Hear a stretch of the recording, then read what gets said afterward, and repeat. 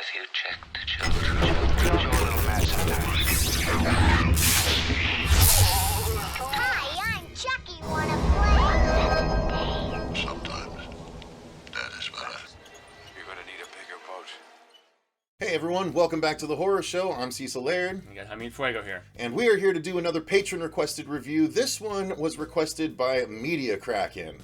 Really appreciate Media Kraken. He's actually one of our Boogie Box contributors over on the Patreon. So, very nice. Really appreciative Big of you, thanks. sir. So, we are going to be talking about one of my favorite creature movies, to be honest with you. Yeah. The Host from 2006. Okay, perfect. This is a Korean horror movie, a South Korean horror movie, obviously. Not much coming out of North Korea. There's a different horror going on up there. But yeah, as I said, this is one of my favorite creature movies, even though the special effects are starting to get a little bit questionable at this point, now that we're almost 20 years later. That's one of the few things that when I rewatched it was a little more glaring, Yeah. unfortunately. But at the time, it was still a lot of fun, and there's some interesting things that happen in the movie that are still kind of questionable just because it's how they're done in another culture. Namely, the funeral scene kind of always gets to me with the wailing on the floor and I think stuff it's like that. deliberately done to be funny, man. You think so? I definitely do. As Okay, I rewatched it, and then he's like grabbing his junk afterwards when they're in the when they're in the quarantine and stuff. So I found it so much funnier this time. That like maybe some of the humor went over my head when I watched it when it first came out, but this time, I mean, especially for how far the humor has come for Bong Joon, you know, since this was way before Parasite, and yet there's similar like just family just bickering silliness in that movie that we also see in this film. Yeah, that. And the same guy who is the father of the girl is the father in Parasite. Oh, Yeah, I he's didn't just even got realize these that. frosted tips and stuff. He's a lot younger than this one. But, Yeah. yeah. He's good about family stuff. I mean, even Okja had some family dynamics in there too. He did that too, right? He did that also, yeah, and also Snowpiercer. So Yeah. I mean, he likes his genre filmmaking, despite the fact that he, you know, got all this acclaim for Parasite. So, yeah. So, diving in with our usual review style, overall thoughts, then story, acting, effects, all that good stuff in turn, even though we touched on a bit of it. As I said, I love this movie, one of my favorite creature movies, so my overall thoughts I've already given. What about yours? Yeah, it was much funnier, as I said, than I recalled, and it is much more just about, you know, family squabbling, and yet also like getting past resentments to each other, and I don't know, it also has a lot to do with class warfare, and it's very of the times for what we're dealing with right now with dealing with pandemic, because there's people after this creature comes out that get put into quarantine, and we'll get into that with story, but this was very time sensitive for the days we're experiencing right now. And you still enjoy it though? Oh, I love the hell out of this. It's really good. I think the creature effects, the CG is dated at this point, you know, but the design of the creature is very cool. Yeah. So why don't we'll go ahead and tackle the story then, because you're a little bit fresher on it than I am as far as you watched it more recently. So. So there's this family, and they basically have this little food stand that is right along this like riverway that is very popular in Seoul. And lo and behold, at the beginning of the film, even before we meet these people, they dump a bunch of chemicals from this laboratory down into this river. So they dump like dozens and dozens of bottles of this stuff, and it goes into the water, obviously, because that's where it's all going to drain into. And there's a creature that mutates and makes its presence known, a number of months later and stuff, and father goes to investigate along with his daughter because they're like, look, there's this creature, it's hanging from the bridge over here, and the creature comes down and they start trying to feed it. They throw like beer at it and snacks and whatnot, and then it starts just mowing down people, eating some of them, trampling others, and it's this whole fiasco. People who are in contact with the creature, there is fear of some sort of virus, that was from the creature that could have been passed along to all of them. So all of these people are quarantined, and then it basically becomes the family trying to rescue the daughter that was taken by the creature, escape from quarantine themselves, and it's a whole big thing, but I mean, really from there, it just turns into the daughter being in the lair of this creature, and she's trying to make her escape unsuccessfully, while the family, after they get out of quarantine, trying to get to her, and that's really just the main conflict of it, the family just bickering and trying to work through resentments the whole way. You know, the father of the girl who's been kidnapped by the creature, he's kind of slow in the head and kind of like a derpy, you know, silly guy, and the other two siblings resent him for it. The brother who went to college and still can't find a job, the sister who is like this archery specialist, and yet, you know, she goes from gold to bronze by like choking on her last shot that's nationally televised. And so, you know,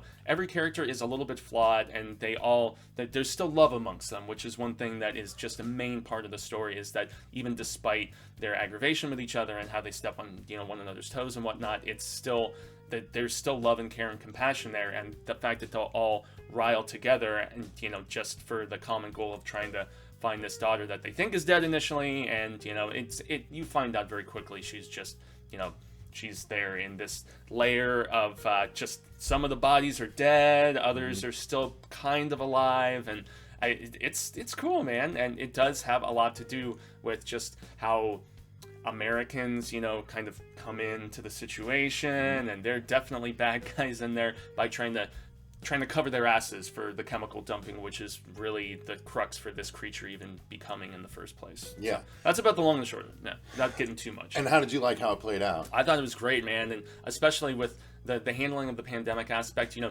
in this film, there's people who are scared of catching it. They're all going around with masks, and we're seeing that all over the world right now, you know, not just here in the U.S., and there's one scene in particular that I mentioned to Cecil off camera. There's all these people waiting to cross the street. They're all wearing masks. There's water in the street. One guy pulls his mask down to sneeze. He sneezes into the water, and then the car drives right by and splashes the sneeze water all over the entire crowd of people that are about to cross. And it was just so indicative of the times that we're living in right now, I think. So, yeah. Story for you from what you recall? Yeah, no, I like it. It hasn't been that long since I've seen it, so I just knew you'd get the finer details. Yeah, but I just watched it a couple nights ago. So. Yeah, so I always enjoyed it. I thought, you know, focusing on the family and keeping it, you know, you feel their trauma, you feel their desperation, and you want them to succeed, and you want this little girl to escape too. And you know, there's some harrowing situations, and the thing, while it doesn't look like an outwardly, you know, evil or dangerous creature, it really is, because it can open up and it's got definitely you know, inner teeth and stuff like that, and it swallows and regurgitates and a bunch of weird stuff. But what I really liked about it was its mobility. I guess that's more effects we'll talk about. But yeah, story-wise, I just thought it played out interestingly, and I was engaged the whole time. So yeah. And it's really humorous too. It seriously is. It's a certain brand of humor though. When I was watching it, you know, Catherine was like, "Is this supposed to be funny?" I'm like, "Yeah, I'm pretty sure that it is." You know, it's so over the top. You like the grieving in that one scene in particular. But yeah, it's an odd brand of comedy, but it's one that I was more receptive to now since I've watched more Korean films, I think. So let's talk about the I guess the cinematography and the production design. Oh, yeah. It was all interesting, and it was well shot. Again, cinematography in creature movies has to be taken into special account, because they're framing up the shots without a creature there to get in the frame. Yeah, so they have this one didn't have any practical. It was all digital for the creature. Right. So they had to consider that and still make an interesting movie without the creature actually in the frame. And so I thought it was very accomplished. I thought it was all really well done. Yeah, I thought all of the shots along the river very, very cool. And as I was watching the like behind the scenes and stuff, they didn't build a set for that layer. That was an actual place that they found under one of the bridges, and they were just like, "This is just the most awesome discovery ever, that we found a spot that was exactly what we were looking for." And they didn't have to build a set for it, because it's grimy and gross and just very condensed and claustrophobic, and it's a cool looking spot, man, and it just adds that fearful aspect of her being trapped there and trying to hide anytime the creature's dumping more bodies down in and stuff. And it's a very well shot movie. I mean, even Bong, all these years before, now an Academy Award winning director, Best Picture, all this different stuff, you know, he was accomplished even back then when he was more genre centric. So absolutely. So let's talk about the creature itself then, the effects. As we already said, it's entirely digital, so it's definitely of the era, except at the time it was one of the best looking ones that had come out. You know, this one, it's kind of the same thing with Outlander. Outlander was from about the same era. I love that movie, but the creature effects aren't quite what they once were to me. But, you know, this was just really a cool design. And getting back to what I started to say in the last segment, its mobility, the way it could run, you know, like a quadruped. It could swim if need be. And the neat thing was it had this tail that could grab stuff just like a monkey's tail. So I think it's called a prehensile tail. I'm not really sure. But what it would do is it at one point, all these people are gathered besides the riverway, and under the bridge they see this thing just hanging, and it looks almost like a cocoon kind of thing. And then suddenly the creature kind of unfolds itself and just swings like a monkey. You know, it uses its forepaws, grabs an underbar, and then flips its tail under and grabs, and then flips underneath and grabs with its forepaws again.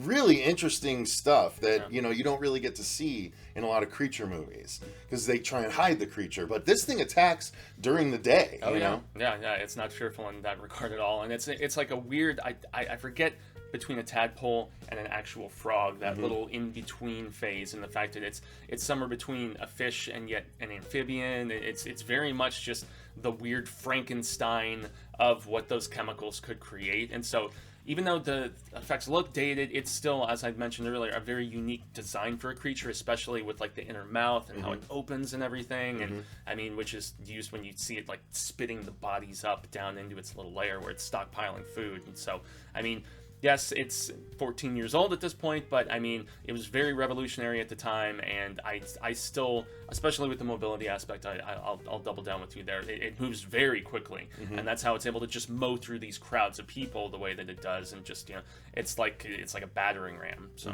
yeah. And that is part of what makes it fun. This movie, it's not afraid to give you the creature in broad daylight chasing through a giant crowd of people. Stuff you'd want to see in other creature movies that you don't get to because of budgetary limitations, or because they don't want to risk showing the creature during the day because it's going to show too many flaws in the effects. True. This was built around it, and so it's unique in the creature movie genre because of that. Like maybe the fast movement helped with that a Might little have. bit, because then the naked eye can't really catch, you know, just how CG it looks. Well, and it's how they cleverly frame it. Sometimes it's reminiscent of Relic from the 90s, honestly, and how it kind of just barrels through things the way it would, that creature would barrel through things at times. But yeah, I don't know. And the extras sell it really well too. Yeah. You know, I mean, especially since we're talking big crowds of people, and they're convincing. Give them credit for that. So Absolutely. So the creature is actually, you know, comes off harrowing. So I don't know.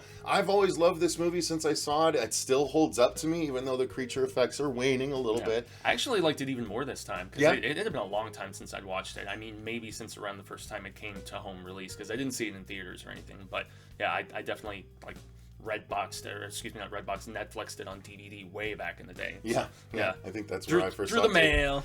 But luckily, I picked up the collector's edition Blu-ray recently. Yeah. And the how was the supplemental- transfer? I haven't actually watched the transfer yet. It looks really good, and it's got extensive amounts of supplemental material. Just hearing about the initial pitch process and trying to find the financing and their belief in this young filmmaker's concept, and also how they filmed so much of it during the rainy season in South Korea, and how much of it, just how difficult that was for the crew and stuff, and just hearing them talk about the struggles and the triumphs and stuff. And I mean, there's like 3 or 4 different docs there, and I watched all of them. It's really fascinating stuff. So Seoul is a dangerous city to live in. I mean, you can either have a creature attack, or a few years later you can have a zombie breakout. So I don't know. It's a rough place to live. So thank you guys very much for watching. I think that's going to wrap up our thoughts on The Host. Thank you again to Media Kraken for being an awesome patron that requested this movie. Again, if you guys want to become a patron yourselves, the link is in the description box down below. You can actually do so and request movies like this that we may or may not have seen before to give reviews on, or do commentaries for, depending on what level patron you become. But yes, that possibility is down there. If you guys enjoyed this review, click the like button and subscribe. Also, down in the comments, let us know what you think of this movie if you've seen it. If you haven't seen it, why not? And get on it, and then come back and let us know what you thought. It's timely, seriously. Yeah, it really is. So give us your comment in that space down below. We greatly appreciate your guys' thoughts. Until next time, though, I've been Cecil Laird. And gracias, Jaime Fuego. And remember, stay scared.